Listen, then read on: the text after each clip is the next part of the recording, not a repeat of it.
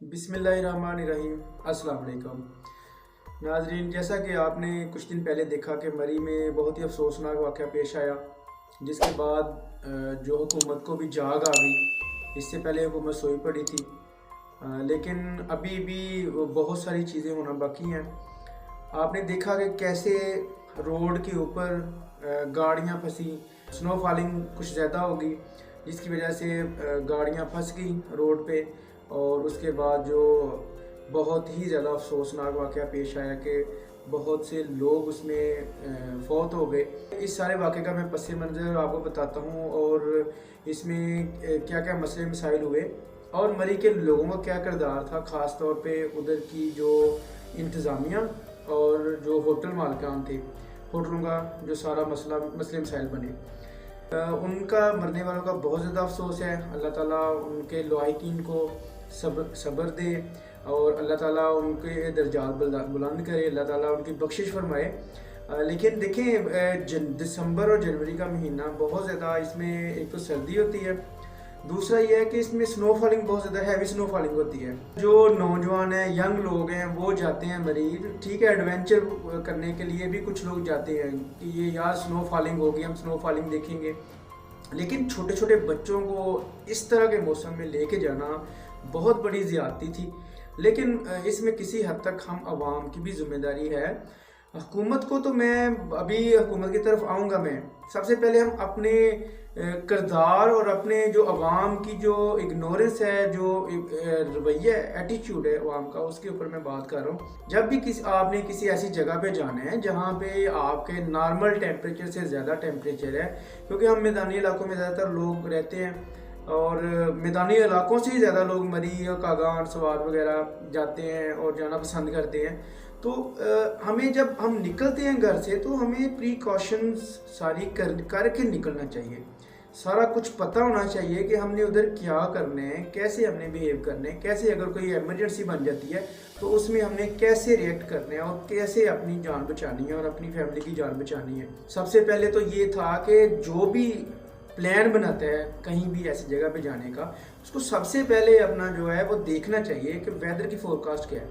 यानी उधर snow falling normal है या कोई तूफान वगैरह या कोई ख़तरनाक कोई चीज़ ऐसी अलर्ट तो नहीं है कि जिसकी वजह से प्रॉब्लम बन सकती है। हमारे लोग क्या है कि अचानक से प्रोग्राम बनाते हैं, चले जी मरी चलते हैं। उधर गाड़ियाँ जो थी कैपेसिटी उसकी वहाँ पे 10,000 से भी कम गाड़ियों की, उधर 1 लाख तक गाड़ियाँ चली गई। दूसरे नंबर पे देखें, यहाँ पे मसले हैं मरी का। पिछले साल आपने देखा होगा कि पिछले साल लोगों ने बाईकाट की एक मुहिम चलाई मरी जाने के खिलाफ, और उस पर थोड़ा सा अमल भी हुआ। लेकिन उसके बाद फिर हमारी आवाम है वो भूल जाती है। हम वैसे भी एक ज़्यादती को बर्दाश्त और सहने वाली कौम है, हम लोग नहीं परवाह करते। बस थोड़े दिनों का होता है शोर शराबा, उसके बाद हम सारा कुछ भूल के नॉर्मल हो जाते हैं। अब हुआ क्या, जहाँ पे गाड़ियाँ फंस गई हैं, अब लोग पास करीबी होटल्स थे, लोगों ने होटल्स में जाना चाहा, होटल्स वालों ने वहाँ पे अपने किराए बढ़ा लिए। 2,000-3,000 जिस होटल का किराया है उन्होंने 40 से 50,000 कर दिए। तो वो गाड़ियों में सो गए हैं। अब गाड़ियों में वो कुछ लोग हीटर चला के सो गए।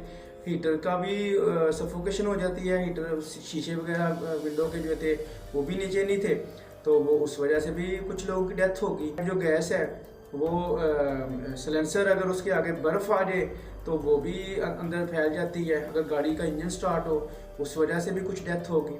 तो असल कसूरवार मैं समझता हूँ होटल मालिकान है। अगर वो इंसानी रहम दिली का मुजाहरा करते हैं कि इतनी आवाम फंस गई है, तो उन लोगों को उधर होटल्स में वो फ्री भी ठहराना पड़ता यार, तो ठहरा देते।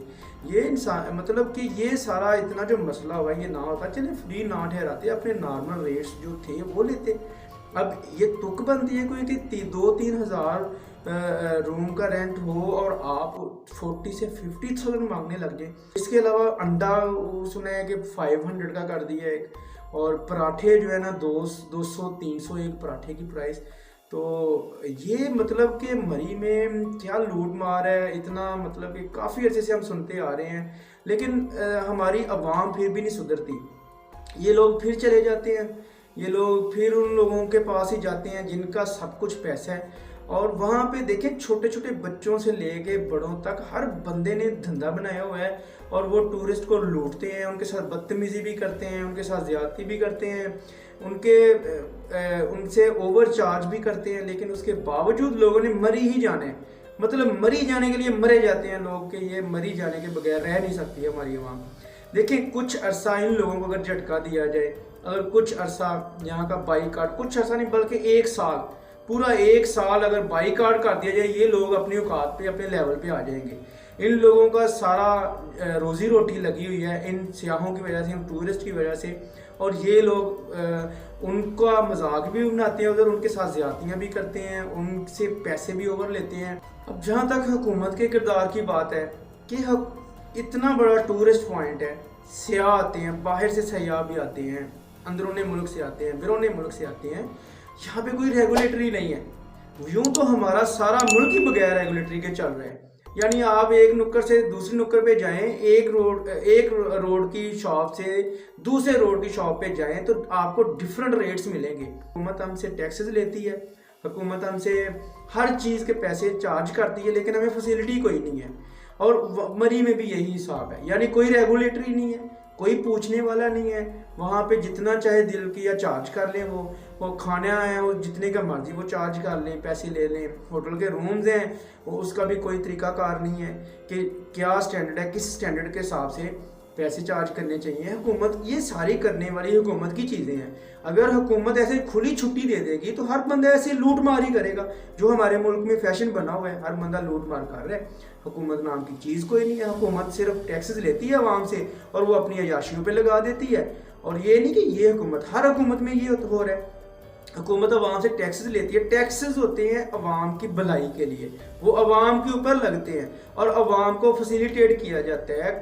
ऐसे कवानीन बनाए जाते हैं कि जिनसे अवाम का फ़ायदा हो, अवाम का भला हो। अवाम हुकूमत भी लूटती है अवाम को। हमारी पाकिस्तानी अवाम की किस्मत में लुटना है और हमारे हुक्मरानों की किस्मत में अयाशियाँ और बदमाशी हैं। और ये मेरा ख्याल है कि अगर अवाम हमारी समझ जाए तो ये अल्लाह का अजाब उनके ऊपर आ सकता है। उन होटल उधर जो कारोबार कर रहे हैं, जो पैसे की खातिर, जिन्होंने पैसा अपना जीना मरना बनाया हुआ है और इंसान की कोई कदर नहीं है, इंसानी जान की कोई कदर नहीं है जिन्हें, तो मुझे लगता है कि अगर अवाम बाईकाट कर दे मरी का तो उनके ऊपर तो अजाब आ जाएगा और उनके ऊपर आना भी चाहिए।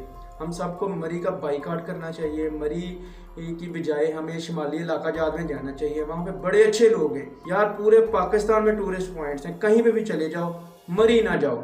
इसके साथ ही आपसे इजाज़त चाहूँगा, चैनल को सब्सक्राइब कर दें, बेल आइकन को ऑल पे प्रेस कर दें। थैंक यू सो मच, अल्लाह हाफिज़।